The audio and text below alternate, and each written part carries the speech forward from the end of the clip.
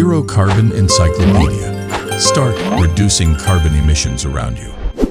In the last issue, we talked about what a product carbon footprint is.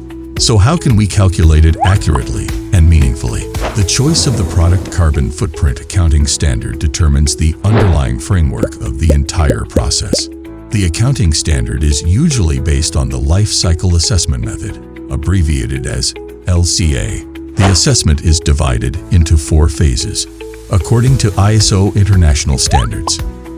There are now well-established international standards and requirements for accounting for greenhouse gas emissions from products LCAs. Because ISO international standards are more widespread, they are generally the main standards for accounting for the carbon footprint of products.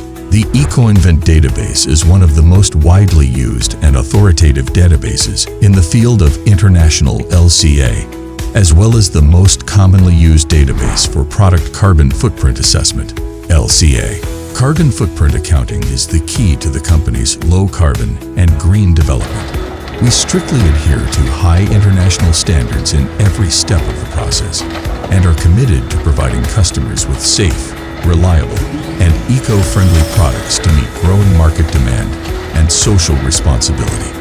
That's all for today's Zero Carbon Science lesson. The next issue will be even more exciting, so stay tuned.